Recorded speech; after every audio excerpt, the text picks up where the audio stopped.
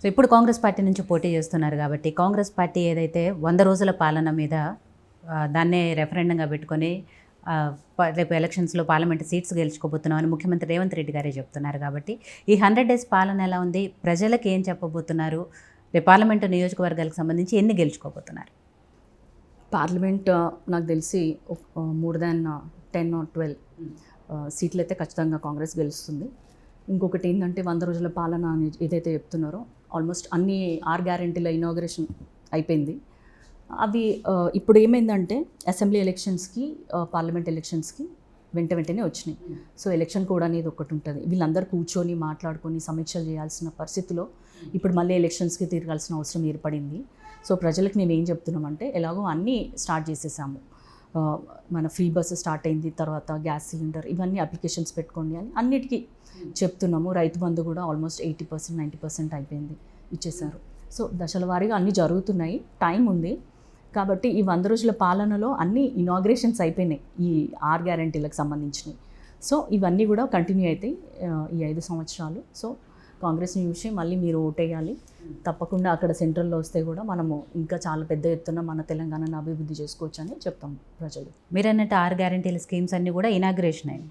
Only parliament elections కోసమే వాటిని open చేసి వదిలిపెట్టేది తప్ప పూర్తి స్థాయిలో అమలు చేయలేదు. రేపు పార్లమెంట్ ఎలక్షన్స్ తర్వాత ఇవన్నీ ఎంతవరకు జరుగుతాయో ఏంటో అనేది నమ్మకం లేదు. కాంగ్రెస్ పార్టీ మీద నమ్మకం పోయింది కాబట్టి డెఫినెట్గా బీజేపీయో బీఆర్ఎస్ పార్టీని ఎన్నుకుంటారని ఆ పార్టీ నాయకులు చెప్తున్నారు.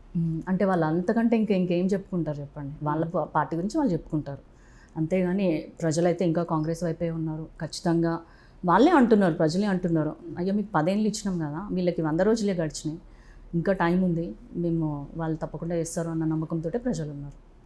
సో కేంద్రంలో అధికారం విషయానికి వస్తే అటు బీజేపీ వర్సెస్ కాంగ్రెస్గా ఉంటుంది. కాంగ్రెస్ అధికారంలోకి వస్తుందని కాంగ్రెస్ నాయకులు చెప్తున్నారు, బీజేపీ అధికారంలోకి వస్తుందని బీజేపీ నాయకులు చెప్తున్నారు. ఆఫ్కోర్స్ అలానే చెప్పాలి కూడా. కానీ మీకేమనిపిస్తుంది ఓవరాల్గా దేశంలో కేంద్రంలో అధికారంలోకి వచ్చే పరిస్థితి కాంగ్రెస్ పార్టీకి ఉందా లేదా ఇప్పట్లో? కాంగ్రెస్ పార్టీకి అంటారా? ఖచ్చితంగా ఉంది. ఎందుకంటే ఈ మధ్య మేము వింటున్నది ఏంటంటే కొంచెం బీజేపీ గాలి తగ్గింది. ఎందుకంటే ఒకసారి రామ మందిరం నిర్మాణం అయిపోయినాక కూడా ప్రజలు రిలాక్స్ అయిపోయారు. ఎవరికైనా దేవుడు కావాలి, అభివృద్ధి కావాలి. కాబట్టి దేవుడి పని మందిరం నిర్మాణం అయిపోయింది కాబట్టి మెల్లమెల్లగా ప్రజలు రిలాక్స్ అయ్యారు. వాళ్ళకి అభివృద్ధి చేసే నాయకుడు కావాలి, వాళ్ళకి ఎవరైతే మంచి చేస్తారో అని నమ్మకం ఉందో వాళ్ళకి ఓటేద్దాము. అంతకుముందు ఇదే కనుక కొంచెం డిలే చేసేది ఉంటే పరిస్థితులు ఎట్లుండేదో నాకు తెలియదు. మందిరము జూలైలోనో చేస్తే వేరుండేది. జాన్లో అయిపోయింది కాబట్టి దాని మీద ఇంకా మాట్లాడడానికి బీజేపీ వాళ్ళకి ఏం లేదు. ఇప్పుడు ప్రస్తుతం కాంగ్రెస్ ఏంటంటే భారత్ జోడో యాత్రతోటి కూడా చాలామందిని కలవడం అవన్నీ జరిగింది.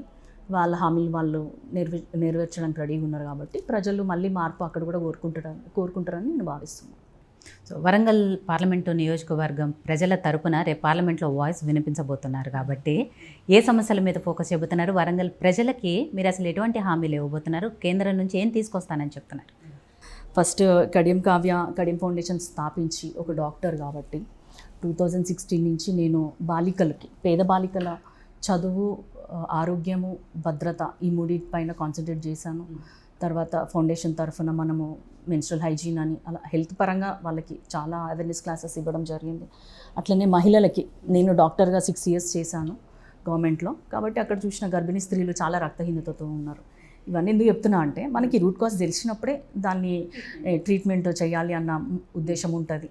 ఫస్ట్ ఆ చెయ్యాలన్న మనస్తత్వం కూడా ఉండాలి. సో అట్లా నేను వీళ్ళకి చెయ్యాలి, నేను ఎట్లయినా మహిళల పక్షపాతి లెక్క వాళ్ళ కోసం మెయిన్గా వర్క్ చేయాలన్నదే నాకు ఉన్నది. అది పేద బాలికలైనా తర్వాత మహిళలైనా వాళ్ళ కోసం అయితే ప్రత్యేకంగా నేను ఖచ్చితంగా ఏదో ఒకటి చేస్తాను. చాలా పథకాలు ఉన్నాయి గవర్నమెంట్ సైడ్ నుంచి, సెంట్రల్ లెవెల్లో కూడా. అది చాలామందికి తెలియదు. ఇప్పుడు కిషోర బాలిక యోజన అని ఇట్లా చాలా ఉన్నాయి, కానీ వాళ్ళకి గ్రౌండ్ లెవెల్లో రీచ్ అవ్వట్లేదు. వాటిపైన వర్కప్ చేస్తాను. అదేవిధంగా వరంగల్లో అంతకుముందు ఆజం జాహీ మిల్ అని ఉండేది, చాలా పెద్ద ఎత్తున చాలామందికి ఉపాధి కల్పించిన ఇండస్ట్రీ అది. అట్లాంటిదే ఒకటి యువతకి ఉపాధి మార్గంగా ఒక ఇండస్ట్రీ సెటప్ చేయాలన్నది ఒక ఆలోచన ఉంది నాకు. అన్ని విధాలుగా ఇంకా యువతని కలుపుకుపోవడం కానీ, తర్వాత రైతులకి మంచి జరగాలి, తర్వాత మనకి ఏదైతే కోచ్ ఫ్యాక్టరీ, టెక్స్టైల్ పార్క్, తర్వాత రైల్వే లైన్స్, రోడ్ లైన్స్, మనది ఇక్కడ జంక్షన్ చాలా పెద్దది, Kazipet and Warangal railway junction. దాన్ని అనుసంధానంగా కూడా కొన్ని ఇండస్ట్రీస్ మనం తీసుకురాగలుగుతాం. ఎందుకంటే ట్రాన్స్పోర్ట్ ఎక్కడ ఈజీ ఉందో అక్కడే డెవలప్మెంట్ అనేది జరుగుతుంది కదా. సో ఆ విధంగా ఇక్కడున్న సమస్యల్ని పైన మాట్లాడడం జరుగుతుంది, వాటిని తీర్చడానికి ప్రయత్నిస్తాను. అదేవిధంగా ఇక్కడున్న ఇంటలెక్చువల్స్ తోటి మాట్లాడి మనము ఒక పర్సనల్ మేనిఫెస్టో తయారు చేసి మనము గవర్నమెంట్ అంటే కాంగ్రెస్ గవర్నమెంట్ పరంగానే కాకుండా మనము డాక్టర్ కడియం కావ్య ఏం చేయగలుగుతుంది, తనది ఒక మేనిఫెస్టో ఏర్పాటు చేసుకొని ప్రజల్లోకి వెళ్ళడం జరుగుతుంది.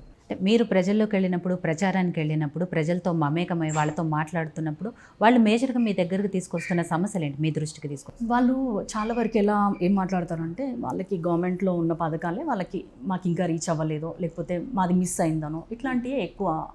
ఎవరైనా పర్సనల్గా వాళ్ళకి జరిగే మంచి గురించి ఆలోచిస్తారు కదా, వాళ్ళు పర్సనల్ డెవలప్మెంట్ కోసం ఆలోచిస్తారు. సో అలాంటివి ఉన్నాయి. తర్వాత మాస్గా చూసుకుంటే రైతులకి ఏమైనా సమస్యలు ఉండొచ్చు, లేకపోతే మాకు ఏదైనా ఇండస్ట్రీ సెటప్ చేస్తే మేము ఇక్కడే సెటిల్ అయిపోతాం కదా మేడం, అట్లా ఇట్లాంటి సమస్యల గురించి చెప్తుంటారు.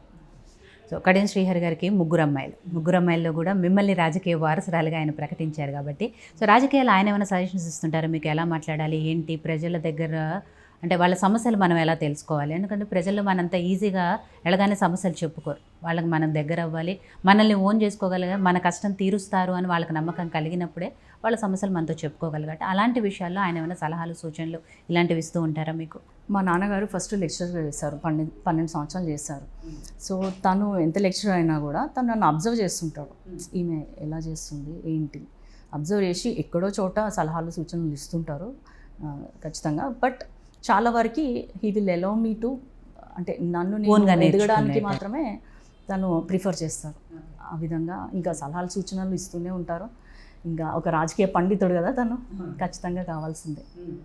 సో రాజకీయాల్లోకి వచ్చేటప్పటికి అఫ్కోర్స్ ప్రొఫెషనల్గా అయితే మీకు అవసరం లేదు, దాంట్లో నుంచి చదువుకొని వచ్చారు కాబట్టి అవసరం లేదు. పాలిటిక్స్కి వచ్చేటప్పటికి మీ హస్బెండ్ సపోర్ట్ కానీ, లేకపోతే మీ సిస్టర్స్ సపోర్ట్ కానీ ఎలా ఉంది? నా ఒక్క పర్సనల్ థింగ్ అని కాదు, ఏ పర్సన్ అయినా కూడా అభివృద్ధి జరగాలి, లైఫ్లో ముందుకు వెళ్ళాలంటే ఫ్యామిలీ సపోర్ట్ 100% ఉండాలి. లేకుంటే ఎక్కడో చోట మనం ఆగిపోయే పరిస్థితి ఉంటుంది. అట్లాంటిది మా హస్బెండ్ కూడా చాలా సాక్రిఫైసెస్ చేసిండు. తను ఎప్పుడు నా వెన్నంటే ఉంటాడు. మా చెల్లెళ్ళు కూడా చాలా, మాదంతా కూడా చాలా ఉమ్మడి కుటుంబం లాంటిదే. మాకు ఎంత పెళ్ళిళ్ళు అయ్యి ఎవరి లైఫ్లో వాళ్ళు ఉన్నా కూడా ఏదైనా కూడా మేము గ్రూప్గానే డిస్కస్ చేసుకుంటాం, గ్రూప్గానే ముందుకెళ్తాం.